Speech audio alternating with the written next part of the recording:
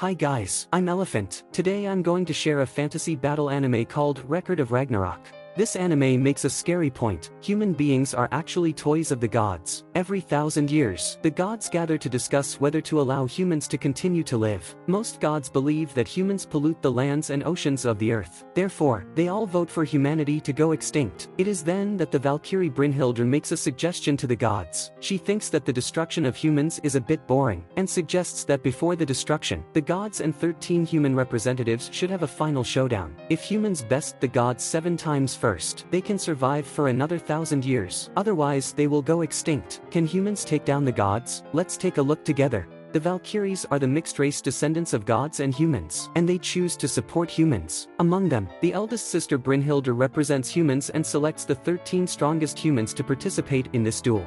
The first representative of the gods is the strongest Norse god and god of thunder, Thor. Even so, Brynhildr remains very confident in her human representatives. She summons a famous Chinese warrior, an undefeated general in human history. His name is Lu Bu. Thor and Lu Bu walk towards each other step by step with weapons in hand. The two strike out at the same time, and Lu Bu's weapon Sky Piercer hits Hammer Mjolnir heavily. In the end, Thor is repulsed. Lu Bu continues to attack Thor. Thor's arm begins to generate electricity, and he raises the Hammer Mjolnir, ready to fight back. Thor's Hammer Mjolnir once killed 66 giants with a single attack. All audience agree that Hammer Mjolnir can easily kill humans. The audience is then surprised to find that Lu Bu is not dead. Not only does he block Hammer Mjolnir, but he also leaves a deep scar on Thor's body. This is the strength of the best warrior of mankind. Legend has it that Lu Bu was born in Mongolia and was able to defeat bears with his bare hands, constantly challenging stronger opponents from a young age. As Lu Bu defeated more and more opponents, he became the strongest fighter in China. When Lu Bu found himself the strongest, he began to despair about life. He feels that life is too boring since he is invincible. In the end, he chose to surrender to an enemy weaker than himself, ending his life. Until today, he has finally found an opponent worth challenging. Watching Lu Bu and Thor fight, Zeus suddenly feels strange. Human weapons should be shattered the moment it is touched by the artifact, but Lu Bu's weapon shows no signs of damage. It turns out that Brynhildr has taken this into account before the start of the game. She has called her younger sisters to help. The Valkyries transform themselves into weapons for human representatives against powerful gods. The Valkyrie who changes into the Lu Bu weapon is Randgrith. She can destroy armor. Since Hammer Mjolnir is so hot, Thor has to wear gloves to use it. But Lu Bu's attack, combined with Randgrith's abilities, shattered his gloves. After shattering the gloves, Hammer Mjolnir seems to be awakened and shows more energy. Only Zeus, Odin, and the high-ranked gods know the truth. Thor's gloves aren't meant to protect Thor from being burned by Hammer Mjolnir. The gloves are meant to dampen Thor's power in case he pinches the unawakened Hammer Mjolnir. Now that Hammer Mjolnir has finally woken up against a formidable opponent, Thor no longer has to restrain his power. He raises his Hammer Mjolnir, intending to deal the finishing blow on Lu Bu. He throws Hammer Mjolnir at Lu Bu. Lu Bu dodges it and prepares to fight back, but Hammer Mjolnir flies towards Lu Bu like a boomerang. Lu Bu has to stop fighting back and dodge Hammer Mjolnir again. Thor's real purpose in casting Hammer Mjolnir is not to kill. He wants to intensify the power of the attack by taking advantage of the speed and inertia of Hammer Mjolnir. Immediately after Thor smashes Mjolnir at Lu Bu, a huge explosion occurs. All the gods are stunned, and they all thought that Lu Bu should have no way to survive. But Lu Bu blocks Thor's attack. Even so, Lu Bu's legs break from the full might of Thor's attack because the human body cannot withstand such a strong force. At this moment, humans seems to have lost all hope, and even Lu Bu thinks that his time of death has come. Suddenly, Lu Bu's horse, Red Hair, appears on the battlefield. Lu Bu is unable to fight due to a leg injury, but he can proceed to fight after riding the Red Hare. At this moment, Lu Bu recalls when he was a child, he saw a large tree split in half by lightning. Since then, he had believed that above the sky, there must be a super strongman. So after Lu Bu became the strongest warrior of mankind, he began to swing his weapon towards the sky. Finally, one day, his attack cut off the clouds in the sky. There is no human opponent worthy of Lu Bu to use this move. After thousands of years of waiting, Lu Bu finally meets an opponent worthy of his move. It is also the first time Thor has encountered such a strong opponent. Both sides use all their might. Their weapons slam together and burst into dazzling light. Even the weapon that Valkyrie turns into is destroyed by this attack. Lu Bu cannot defeat Thor and is severely injured. He smiles with satisfaction. In the end, he bites Thor and fights until the last second. Despite Lu Bu's best efforts, he is unable to resist the power of Hammer Mjolnir, and Ragnarok's first battle ends in a victory for the gods. After Lu Bu's death, Lu Bu's army also rushes to the battlefield to get Thor to end their lives so they can be reunited with their lord Lu Bu. By this time Lu Bu has already died, and Thor grants their wish and kills them with his hammer. Now, humankind is one step closer to extinction. Even the strongest warrior, Lu Bu, can't defeat the gods. Who will be the human representative sent to fight next? Valkyrie Brynhildr summons human number 1. Who is the second human representative? As stone pillars rise from the ground, this mysterious figure appears along with countless animals. He covers himself with a leaf, and he is the world's first human, Adam.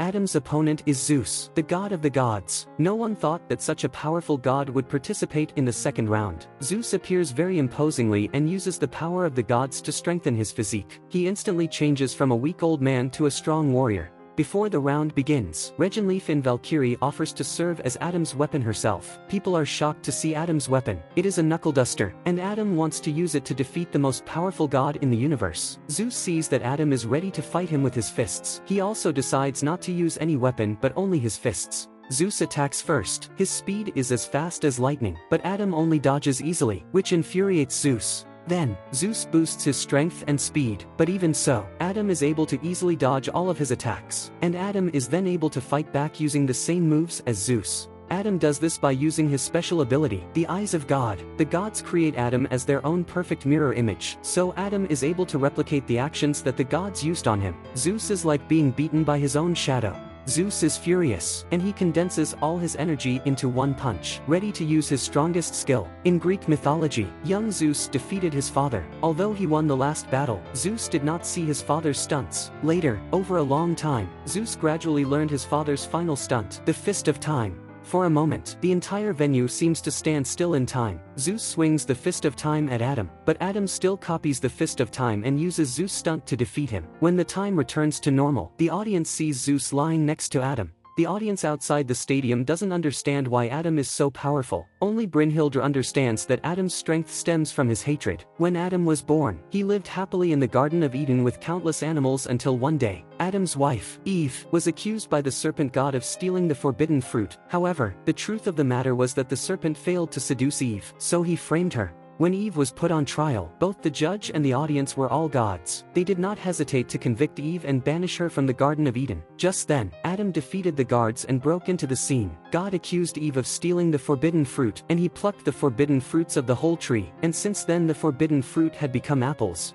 Adam vowed to take Eve away in front of the gods. The serpent was the first to attack. Adam also used God's eye and also attacked serpent back. The serpent had his limbs broken in an instant. Because of this, the serpents that later humans see have no feet. Adam had since left the Garden of Eden with Eve and never returned. At the end of the memory, just as the host is about to announce Adam's victory, Zeus suddenly stands up and stops the host. Zeus knows that Adam has hatred toward God. Zeus asks Adam why he is fighting so hard after thousands of years that he doesn't seem to hate the gods anymore. Adam laughs. The reason he fights is not because of revenge. Adam asks him if he needs any reason as a human being to protect his children and grandchildren. Zeus senses Adam's determination, and he goes into his strongest state. For the first time in millions of years, someone can get Zeus to use his strongest state. However, this state is limited, and Zeus can use it for only 12 minutes. Zeus aggressively launches attacks, and Adam continues to replicate his forms with the eyes of the gods and uses Zeus' power to fight back. It looks like Adam is going to be the winner, but his eyes are starting to hurt because he's been using God's eye for too long.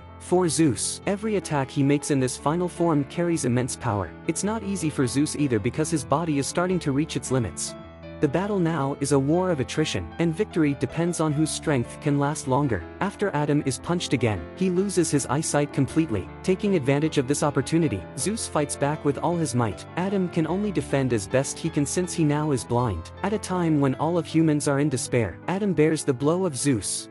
At this time, Adam seems to hear the voices of countless descendants calling him. At the last moment of his life, the ancestor of all mankind remains determined to protect all his children. Badly wounded, Adam actually gets back on his feet and continues to fight. It's a miracle. Eventually, after Zeus punches Adam, he falls. At this time, everyone sees that Adam is still standing on the battlefield. They thought Adam has won, but in fact, Adam died heroically when he got blind just now. Even after Adam's death, his will persists, and his body is still fighting for his children. The rule of the duel is that the surviving side wins, so in the end, it is Zeus who wins the second round. After 2 matches, the 2 humans and the 2 Valkyries are gone. Humans must win the 3rd round or the situation will be very dangerous. At this moment Brynhilde receives the news that Poseidon will be his opponent in the 3rd round. Poseidon is Zeus' brother, a god known for his cruelty. He is the ruler of the seas. Brynhilde finds it difficult to choose the right representative for the 3rd round. While Brynhilde hesitates, Kojiro volunteers to fight. Looking significantly older than he was when he died, humans summoned to Ragnarok will take on the appearance of their age when they were the strongest. To be fair, the gods allow mankind to confront them at their strongest state, but Kojiro goes from prime to old age. It turns out that Kojiro has been practicing his sword skills in the underworld for more than 400 years after his death, and this moment is his best state. Due to Poseidon's battle, the venue is transformed into a duel arena surrounded by seawater. Poseidon easily parts the seawater and walks step by step towards the battlefield in the center. Although Poseidon is Zeus' older brother, he looks very young and looks very proud, as if all humans are garbage in his eyes. Kojiro's show-up looks much lamer than Poseidon's. He props up a small boat and slowly comes to the battlefield. As the most well-known loser in Japanese history, his show-up is despised by many. As Kojiro's katana unsheaths, the turbulent sea instantly calms down. No one questions his strength anymore. The swordsmen in the audience are moved to tears when they see this scene. They see that Kojiro has reached the highest level of a swordsman in the 400 years since he died. After the host announces the start of the match, neither of them dares to attack. Poseidon doesn't attack because he doesn't want to actively attack weak humans. Kojiro does not attack because, in his imagination, he has rehearsed 18 battles, but each time ends with his own death. This makes Kojiro afraid to make a move. Kojiro squats on the ground, thinking about how to deal with this formidable enemy. Kojiro is the most famous loser in Japanese history. He was defeated and killed in a duel with the swordsman Musashi. Musashi became the strongest swordsman of his time, and Kojiro became famous for this defeat. Kojiro's life before his death was also a failure. It is said that he lost almost all of his battles with the other swordsmen, and he never won. But the truth is that Kojiro is actually a swordsmanship genius. What he does best is to simulate the process of battle in his mind. After losing in reality, he constantly imagines and finally defeats his opponent in imagination. But Kojiro's imagination is not fantasy. The victory he can achieve by imagining is the victory that can be achieved in reality. Kojiro continued to challenge famous swordsmen, and after repeated defeats, Kojiro began to practice swordsmanship again until he triumphed in his imagination. Because of this, there were almost only record of failures in his life, and he died in a failure. But this duel is a matter of human destiny, and Kojiro must defeat his opponent in reality. Kojiro attacks first, slashing at Poseidon with his katana. Poseidon dodges easily, but Kojiro's most famous skill is to suddenly change trajectory when attacking, and his katana is as nimble as a swallow and slashes at Poseidon again. Poseidon's hair is cut. The haughty Poseidon is so angry that he launches attacks, and his trident keeps stabbing Kojiro. But Poseidon's attacks miss several times. Kojiro dodges all the attacks. That's not because Kojiro is able to see Poseidon's move clearly. Kojiro has already been through many battles with Poseidon in his imagination, so he is able to predict Poseidon's movements. Poseidon speeds up the attack. His speed is beyond Kojiro's imagination. Kojiro is stabbed by a trident. Poseidon jumps into the air and wants to finish the match. His trident keeps stabbing at Kojiro, but this time Kojiro can dodge these attacks, and his imagination has broken through the limits of humans. Suddenly, Kojiro takes the initiative to fight back. Kojiro reverses his katana after quickly slashing it, but this has no effect in front of Poseidon's overwhelming speed and strength. Poseidon cuts the katana in half, and Kojiro almost loses hope of winning. At this point, Kojiro recalls the duel with Musashi. Originally, Kojiro would have surrendered if he failed. That was the first time he chose not to surrender because that duel was so fun. Kojiro would rather die in battle than miss out. After more than 400 years, Kojiro has this feeling again, choosing to pick up the broken katana, and holds it continuing to fight. The Valkyrie that changes into a Kojiro weapon is Hrist. She is touched by Kojiro and suddenly glows and changes into 2 katanas, one long and one short. This time Kojiro attacks by using Musashi's swordsmanship. With 2 weapons, Kojiro's defenses have been improved significantly, and he is able to parry Poseidon's attacks one after another. Musashi sees that this is the result of Kojiro's constant imaginary battles against him after his death. As a result, Kojiro is able to perfectly replicate Musashi's swordsmanship. Not only that, but Kojiro's attacks also include the swordsmanship of all the swordsmen he had ever fought. These techniques leave countless scars on Poseidon's body. Poseidon gets raged because of his injuries. He suddenly stabs Kojiro twice with a trident. Although the way of Poseidon's attack has not changed after he uses the fastest speed, and Kojiro can predict the direction of the attack. The speed of the attack is too fast to dodge. But what Kojiro does best is getting stronger after failure. Kojiro's predictive power has become stronger again. Now he can predict all of Poseidon's attacks in a split second and find an opportunity to get close to Poseidon. Kojiro's last blow, combining the virtues of other swordsmen, eventually succeeds in killing Poseidon. For the first time, humans kill the gods in Ragnarok and win the duel. While the people cheer, the gods fall silent, and they finally start to become serious. Later, at the tea party of the gods, Zeus has to admit that humans are actually very powerful, and the gods must have the same determination as humans to win. The venue of the fourth round of Ragnarok recreates 19th century London, England, a request made by representatives of humans. Because the human representative is the most famous murderer in history, Jack the Ripper, who alone makes London panic, and the representative sent by the gods is the hero of the mixed blood of man and god, Heracles. This concludes the story of the first season of Record of Ragnarok. The setting of this anime is interesting, and the story of the battle between the strongest god and the strongest human is very cool. Although human beings are weaker than the gods, we have many excellent qualities. Lu Bu's bravery, Adam's love, and Kojiro's spirit of not being afraid of failures are all keys to humanity's victory over the gods. In your opinion, in the history of mankind, what other strong people should duel with the gods on behalf of mankind? Welcome to leave your thoughts in the comment area. Also, if you like this video, don't forget to subscribe to my channel. I will bring more exciting anime in the future. Thank you for watching. See you in the next video.